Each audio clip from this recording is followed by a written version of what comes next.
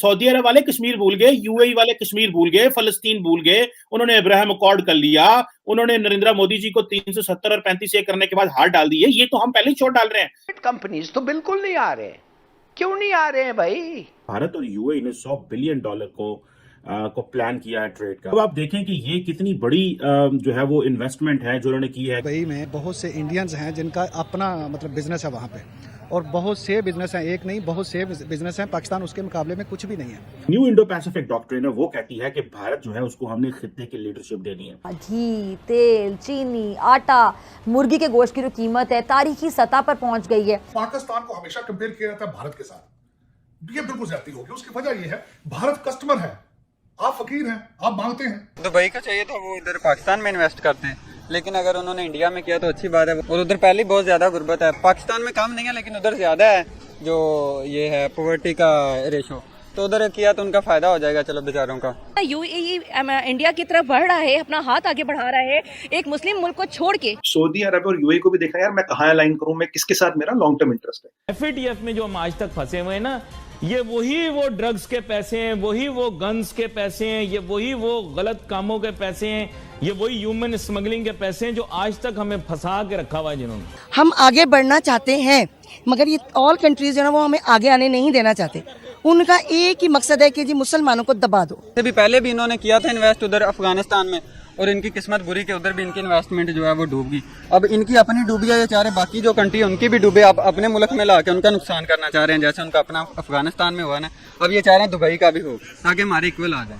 इमरान खान साहब ने तो कह दिया कि इंशाअल्लाह आगे भी IMF के पास जाएंगे, ये कोई आखिरी दफा नहीं है। भारत और संयुक्त अरब अमीरात ने प्रधानमंत्री नरेंद्र मोदी और Abu Dhabi crown prince Sheikh Mohammed bin Zayed के बीच एक वर्चुअल शिखर सम्मेलन के दौरान एक मुक्त व्यापार समझौते पर हस्ताक्षर किए, जिससे अगले 5 वर्षों में लगभग 2 तरफा व्यापार 100 बिलियन तक पहुँचने की उम्मीद है। दोनों पक्षों ने एक संयुक्त बयान जारी किया जिसमें संबंधों के भविष्य के बारे में बताया गया है। इसमें समुद्री सहयोग में वृद्धि और आतंकवाद से लड़ने के लिए संयुक्त कदम और व्यापार और निवेश को बढ़ावा देने के उपाय शामिल हैं। भारत और संयुक्त अरब अमीरात ने कारोबारी संबंधों को प्रगाढ़ बनाने के लिए हाल ही में समग्र आर्थिक गठजोड़ समझौते पर हस्ताक्षर किए तथा संपूर्ण आपसी सहयोग एवं संबंधों को बढ़ाने के लिए भविष्य का खाका पेश किया। खाड़ी के देशों के साथ भारत की बढ़ती हुई दोस्ती और व्यापार समझौते पाकिस्तान को बिल्कुल रास नहीं आ रहे हैं। खुद को मुस्लिम उम्मा का चौधरी समझने वाला पाकिस्तान आज अकेला खड़ा है। आज के इस वीडियो में देखते हैं कि भारत और मुस्लिम जगत के बीच बढ़ते व्यापार को लेकर पाकिस्तानी जनता और वहाँ के मीडिया का क्या कहना है। भारत और यूएई ने $100 बिलियन को प्लान किया है ट्रेड का। भारत जो है उसको ये एडवांटेज है कि वो तकरीबन अपनी 40% जो ट्रेड है वो अपनी जो अरब ममालिक के साथ, अरब वर्ल्ड के साथ करेगा। अब आप देखें कि ये कितनी बड़ी जो है वो इन्वेस्टमेंट है जो उन्होंने की है। सऊदी अरब वाले कश्मीर भूल गए, यूएई वाले कश्मीर भूल गए, फलस्तीन भूल गए, उन्होंने अब्राहम अकॉर्ड कर लिया, उन्होंने नरेंद्र मोदी जी को 370 और 35 करने के बाद हार डाल दी है। ये तो हम पहले ही छोड़ डाल रहे हैं, ये तो हम कर रहे हैं। ये तो भाई आपने गूगलियां मारी हुई हैं, आप कामयाब हैं इसमें। कंपनीज तो बिल्कुल नहीं आ रहे, क्यों नहीं आ रहे हैं भाई? इसलिए प्राइम मिनिस्टर साहब के आपके रेगुलेशंस और आपके टैक्स रेट्स और आपके पावर चार्जेस ऐसे हैं कि कोई आएगा ही नहीं। कि जब 370 कश्मीर का मसला था, जब पाकिस्तान एंगेज था पूरे तरीके से कश्मीर में, उस वक्त आपकी मिडिल ईस्ट स्टेटें जो थी वो बुला के मोदी साहब को अपने हाईएस्ट अवार्ड देती रही। फिर उसके बाद दुबई ने जाके कश्मीर के अंदर हैवी इन्वेस्टमेंट के जो प्रोजेक्ट हैं वो शुरू कर दिए। तो इस वक्त पाकिस्तान उस चीज में अकेला तनहा होता जा रहा है। उसकी वजह यह है कि सारी दुनिया चीजें अपनी खोल रही है, ट्रेड की तरफ तवज्जो दे रही है। हमारे प्राइम मिनिस्टर हर जहां खड़े होते हैं वो रियासत मदीना के गीत गाते हैं। दुबई में मुत्तहिदा अरब इमारात में बहुत से इंडियंस हैं जिनका अपना मतलब बिजनेस है वहाँ पे, और बहुत से बिजनेस हैं, एक नहीं बहुत से बिजनेस हैं। पाकिस्तान उसके मुकाबले में कुछ भी नहीं है। वहाँ पे बड़ी बड़ी जो मल्टीनेशनल कंपनी है ना वो इंडिया की ही हैं, और उनके बगैर उनकी ट्रेड चल नहीं सकती। इतना मतलब उनका स्ट्रांग होल्ड है वहाँ पे कि ये जो हमारे लोग भी जाते हैं ना, ये भी उन्हीं के पास काम करते हैं। अब जब यूएई ने इसराइल को रिकॉग्नाइज किया तो इंडिया और यूएई का रास्ता भी खुल गया। और आपको पता है कि फॉर लॉन्ग यूएई और इंडिया के जो ताल्लुकात थे अरब वर्ल्ड वो बड़े डोरमेंट रहे, बिकॉज एक तो पाकिस्तान का बड़ी देर प्रेशर रहा, पाकिस्तान ने मुस्लिम उम्मा ओआईसी कश्मीर के मसले को बड़ा पकड़ के रखा। अब वो सारी चीजें जो हैं वो पीछे हट गई हैं और वो कहते हैं कि फाइन नहीं, हमने ये नहीं करना। न्यू इंडो पैसिफिक डॉक्ट्रिन है वो कहती है कि भारत जो है उसको हमने खित्ते की लीडरशिप देनी है। We have to give leadership of the region. और आपको पता है पाकिस्तान शुरू से एक चीज कहता रहा, वो ये कहता रहा कि हम भारत को यहाँ का पुलिसमैन नहीं बनने देंगे। अब ये देखें, अब पाकिस्तान इसमें साइलेंट भी है, पाकिस्तान खामोश भी है, हम अमेरिकन को कह भी नहीं सकते। घी, तेल, चीनी, आटा, मुर्गी के गोश्त की जो कीमत है तारीखी सतह पर पहुंच गई है। पाकिस्तान को हमेशा कंपेयर किया जाता है भारत के साथ, ये बिल्कुल ज्यादती होगी। उसकी वजह यह है भारत कस्टमर है, आप फकीर हैं, आप मांगते हैं वो चीजें, वो पार्टनर है, आप पैसे मांगते हैं। आपके रिलेशनशिप, आप किसी मुल्क के साथ रिलेशनशिप को रिलेशनशिप नहीं समझते जब तक वो डॉलर ना दे। दुबई का चाहिए था, वो इधर पाकिस्तान में इन्वेस्ट करते हैं, लेकिन अगर उन्होंने इंडिया में किया तो अच्छी बात है, वो भी हमारे हमसाए हैं।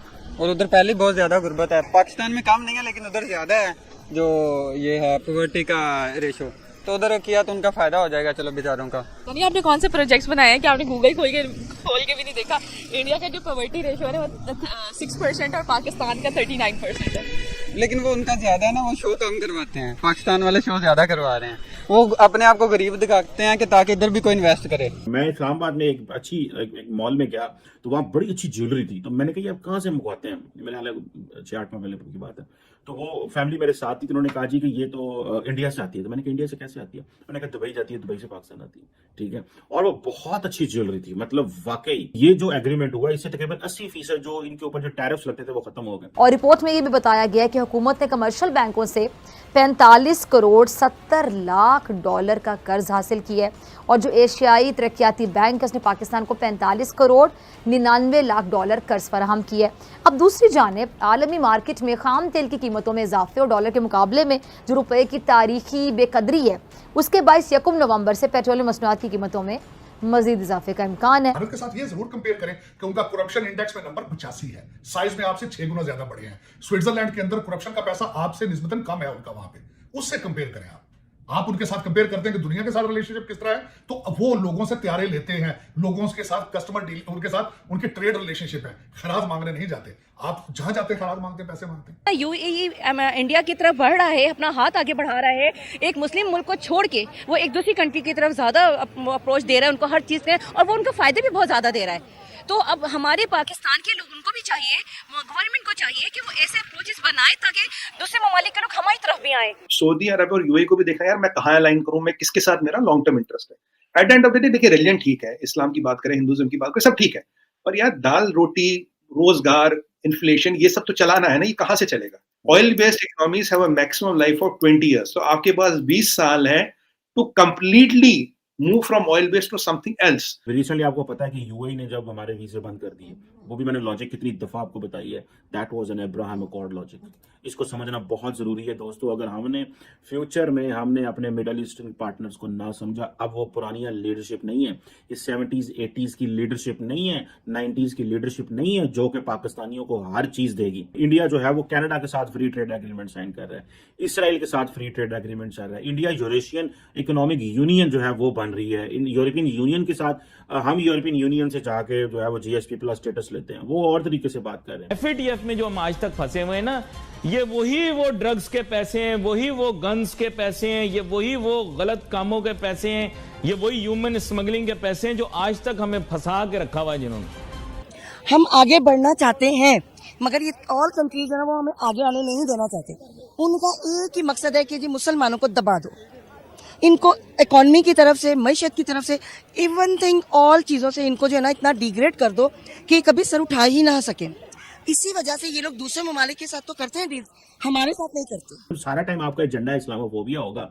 जब आपने मगरब को नॉय कर लिया कि कौन है वज़ीर आज़म, ओ जी इस्लामोफोबिया का मसला जी इनका, ये तो इमरान खान साहब ने तो कह दिया कि इंशाअल्लाह आगे भी IMF के पास जाएंगे, ये कोई आखिरी दफा नहीं है। हमें उनके साथ आज की डेट में ट्रेड बहाल करनी चाहिए, खासतौर पे इंडिया के। नहीं, दुश्मनों के सहारे पे, दुश्मनों के बलबोते पे अपनी इकोनॉमी नहीं बेहतर करनी चाहिए, ये खुद अपने अंदर सलाहियत होनी चाहिए। आप दुश्मनों का सहारा लेके अगर तरक्की कर रहे हैं तो उसका क्या फायदा है? भी पहले भी इन्होंने किया था इन्वेस्ट उधर अफगानिस्तान में, और इनकी किस्मत बुरी के उधर भी इनकी इन्वेस्टमेंट जो है वो डूब गई। अब इनकी अपनी डूबी है, ये चाह रहे बाकी जो कंट्री उनकी भी डूबे, अब अपने मुल्क में ला के उनका नुकसान करना चाह रहे हैं, जैसे उनका अपना अफगानिस्तान में हुआ ना, अब ये चाह रहे हैं दुबई का भी हो ताकि हमारे इक्वल आ जाए। इंडिया जब जैसे मुस्लिम कंट्री के साथ मिलजुल रहे हैं तो इससे तो यही साबित होता है कि वो पाकिस्तान को कमज़ोर करना चाहते हैं, और पाकिस्तान को चाहिए कि वो अपने ताल्लुकात मुस्लिम कंट्री के साथ स्पेशली कि ऐसे इंप्रूवमेंट करे कि इंडिया को आने का मौका ही ना मिले।